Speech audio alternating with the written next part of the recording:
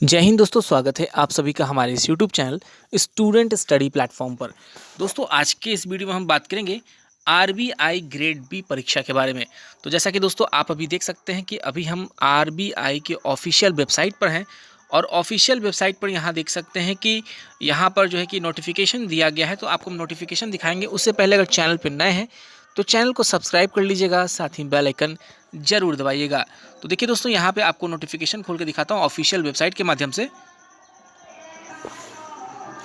तो देख सकते हैं दोस्तों, यहाँ पर आरबीआई के ऑफिशियल वेबसाइट पर ये नोटिफिकेशन जो है कि आपको खुलकर आ चुकी है।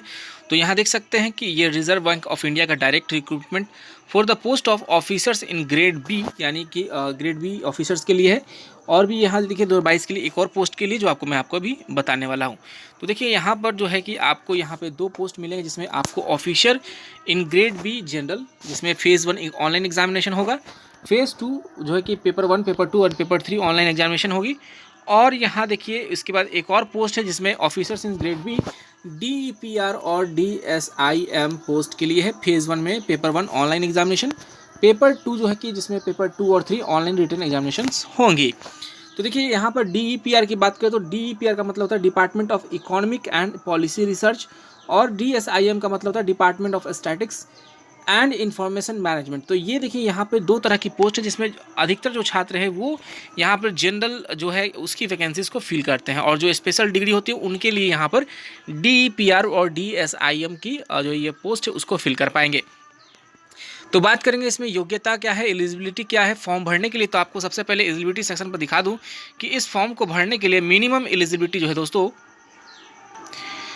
तो यहाँ देख सकते हैं कि यहाँ पे एलिजिबिलिटी कंडीशंस में सबसे पहले नेशनलिटी बात करें तो आपको सिटीजन्स ऑफ इंडिया होना चाहिए, या आपको अगर इस सब्जेक्ट ऑफ नेपाल है, भूटान है, तो जो है कि यहाँ पर देख सकते हैं इस प्रकार से जो है कि किस कंट्री के हैं तो वो बताने होंगे, जिसमें इंडिया के जो नेबर कंट्री है जैसे कि नेपाल है, भूटान है, तो ये सभी को यहाँ पे फॉर्म फिल करने के लिए छूट मिली है। जिसमें छूट मिली भी है तो देखिए तिब्बत रिफ्यूजी की बात करें तो जो 1 जनवरी 1962 के पहले की बात करें तो इस प्रकार का जो है कि बातें कही गई है। एज की बात कर ले दोस्तों, तो एज यहाँ पर मिनिमम मैक्सिमम की बात करें तो देखिए यहाँ पर एज है 21 ईयर्स ओल्ड होना चाहिए, और मैक्सिमम की बात करें तो 30 ईयर्स। और जिसमें देखिए यहाँ पर वो बताया गया है जो कि अपर एज का जो रिलैक्सेशन की बात करें तो शेड्यूल्ड कास्ट के लिए 5 ईयर्स का यहाँ पर रिलैक्सेशन भी दिया गया है।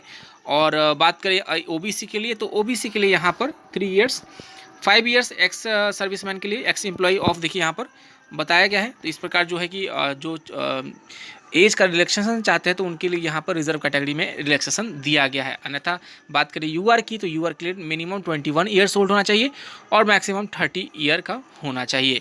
और बात करें यहाँ पर जो है कि मिनिमम एजुकेशनल क्वालिफिकेशन की बात कर ले अब, तो मिनिमम एजुकेशनल क्वालिफिकेशन जो है यहाँ पर आरबीआई ग्रेड बी जनरल की बात करें तो ग्रेजुएशन इन जो है कि देखिए एनी डिसिप्लिन होना चाहिए 60% मार्क्स के साथ, यानी कि जनरल कैंडिडेट्स के लिए 60% मार्क्स और 50% SC ST and BD applicants के लिए होने चाहिए। तो इस प्रकार से देखिए यहाँ पर ये होने चाहिए। उसके बाद बात करें ये देखिए आप इसमें एक और पोस्ट है जिसकी बात करें DEPR की, तो DEPR में देखिए इसेंशियल क्वालिफिकेशन की बात करें तो इसमें मास्टर्स डिग्री इन इकोनॉमिक्स होने जरूरी है।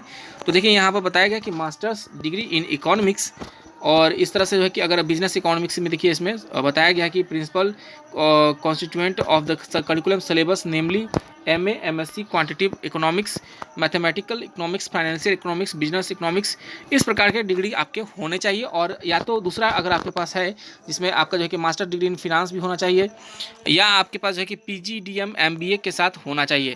तो देखिए इस प्रकार की जो है कि क्वालिफिकेशंस यहाँ पर DEPR जो है कि आपका जो है पोस्ट है उसके लिए आपका मांगा है। जनरली बात करें यहाँ पर जनरल ऑफिसर ग्रेड बी की, तो इसमें मिनिमम जो है कि आपको जो है कि मांगा गया है ग्रेजुएशन इन एनी डिसिप्लिन। अब बात कर ले कि कितने पोस्ट है दोनों जो है कि पोस्ट के लिए कितने टोटल वैकेंसीज आई हैं। तो देखिए बात करें जनरल ग्रेड बी की, तो जनरल ग्रेड बी की बात करें तो यूआर कैंडिडेट्स के लिए यहाँ पर 109, SC कैंडिडेट्स की बात करें तो 32 है यहाँ पर, ST के लिए 15, OBC के लिए 59 और EWS के लिए 23। टोटल 238 है, जिसमें PWD की जो ABCD की कैटेगरी यहाँ पर दी गई है, जिसमें आप यहाँ देख सकते हैं कि ये वैकेंसीज आपका है। उसके बाद ऑफिसर्स इन ग्रेड बी, जिसमें आपका DEPR है और DSIM के लिए अलग पोस्ट है। तो देखिए यहाँ पर 11 जनरल, 4 SC, ST के लिए 5 + 3, यहाँ देखिए यहाँ पर ये 3 शायद बैकलॉग के लिए है, और 8 OBC है, EWS के लिए 3, 31 टोटल पोस्ट है। और उसी प्रकार अगर DSIM की बात करें तो टोटल 25 सीट यहाँ पर DSIM ग्रेड B ऑफिसर्स के लिए यहाँ पर दी गई है। बात करें अब सिलेबस की, किस प्रकार के एग्ज़ाम्स होंगे, किस प्रकार की जो है कि एग्ज़ाम पैटर्न होंगे, कैसे एग्ज़ाम्स देना है, तो उससे पहले आप दोस्तों यहाँ पर अगर एग्ज़ाम फॉर्म भर रहे हैं तो सिलेबस सैलरी की बात ना करें तो वो गलत होगी। तो देखिए यहाँ पे स्केल की भी देखिए बात यहाँ पे की गई है कि selected candidates will draw a static basic पे ऑफ 55,200 पर मंथ। तो बेसिक पे जो है कि 55,000 पर मंथ आपको मिलेगी बेसिक पे के तौर पे। और उसके बाद जो है कि अलग अलग जो अलावेंसेस हैं, तो इस प्रकार से देखिए यहाँ पर बताया जा रही है कि अगर यहाँ पर देखिए टोटल जो है कि 1,08,000 की बात यहाँ पर बताई जा रही है कि जो है कि रहेगा। और इसके अलावा देखिए DA है, उसके बाद कुछ हाउस रेंट हो जाएगा, फैमिली अलाउंसेस होगी, grade allowances as per rules. तो देखिए यहाँ टोटल बात करें तो यहाँ पर मिला जुला कर 55,000 आपका ये बेसिक है। उसके बाद अगर बात करें जोड़ कर जो इसमें है कि बहुत सारी सैलरीज आपको देखने को मिलेगी, अच्छा खासा सैलरी पैकेज है इसमें। अदर्स बैंक्स जो है कि कमर्शियल बैंक्स जितने भी, उससे कई गुना ज़्यादा है कि यहाँ पर अच्छे खासे सैलरी अमाउंट आपको देखने को मिलेंगे, और अगर आप सिलेक्शन लेते हैं तो आपको सैलरी के तौर पर मिलेगी। तो दोस्तों अब आते हैं यहाँ पर सिलेबस और ये एग्ज़ाम पैटर्न की। तो देखिए यहाँ पर पेपर 1 जो है कि आपका फेज़ 1 एग्जामिनेशन में आपका कौन कौन से एग्ज़ाम में पेपर पूछे जाएंगे। तो एक है आपका general awareness, English language, quantitative aptitude और रीजनिंग के पेपर्स आपसे पूछे जाएंगे। तो देखिए टोटल जो है कि आपको 120 मिनट का समय इस एग्ज़ाम में दिया जाएगा। तो यहाँ पे टोटल डिटेल्स दी गई है दोस्तों, आप यहाँ देख पाएंगे कि 120 नंबर का यहाँ पर 120 जो है कि टाइमिंग दिया जाएगा 120 मिनट का। तो इस प्रकार से यहाँ एग्जामिनेशंस आपकी कंडक्ट कराई जाएंगी PT के एग्जामिनेशन में। तो यहाँ पर ये भी देखिए एक चीज़ और मैं बता दूँ इस चीज़ को लेकर कि ऑनलाइन एग्जामिनेशंस यहाँ होगी, उसके बाद इंटरव्यू होंगे। तो देखिए आपको यहाँ पर 2 फेजेज़ में एग्जामिनेशन है, जिसकी सेकेंड फेज़ की बात करें अगर ग्रेड B की बात कर ले तो पेपर 1 में जो है कि देखिए यहाँ पर इकोनॉमिक एंड सोशल इशूज़, इसमें 50% ऑब्जेक्टिव, 50% डिस्क्रिप्टिव टाइप होगी। और इस प्रकार देखिए यहाँ पर बताए गए हैं टोटल 50-50 करके 100 मार्क्स के होंगे पेपर 1 में।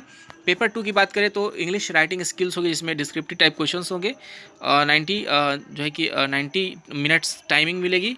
नंबर ऑफ क्वेश्चंस 3 होंगे और टोटल मार्क्स 100 होंगे। देखिए यहाँ पर टोटल मार्क्स 100।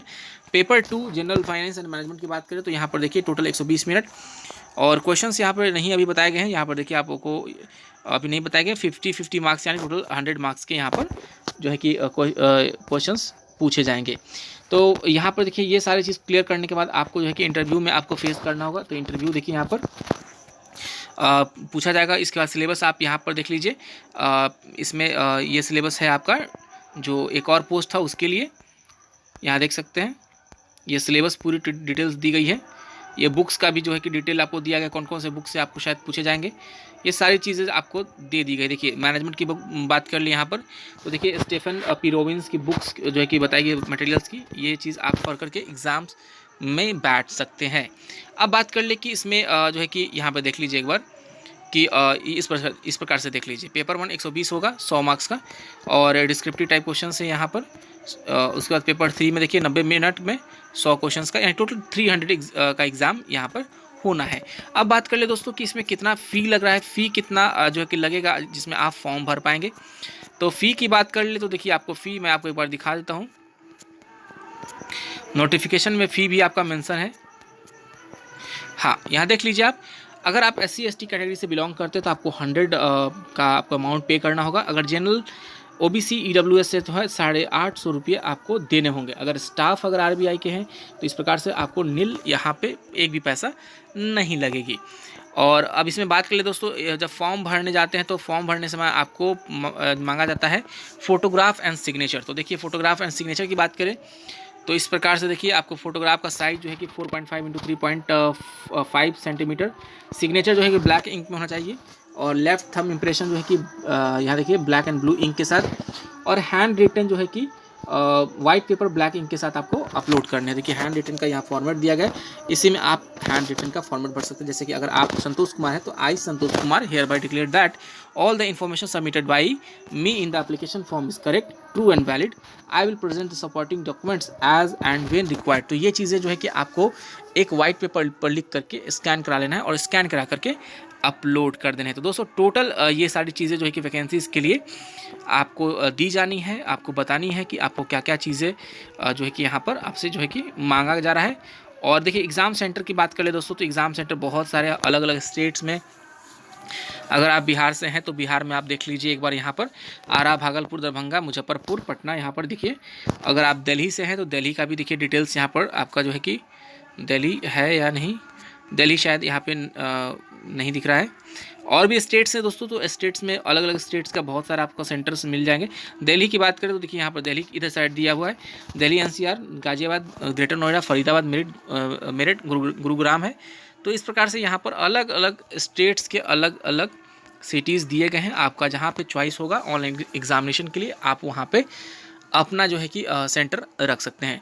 तो चलिए दोस्तों, आशा करता हूँ कि ये वीडियो आपको पसंद आई होगी। बाकी की नोटिफिकेशन अपडेट्स के लिए आप हमारे चैनल को सब्सक्राइब कीजिए।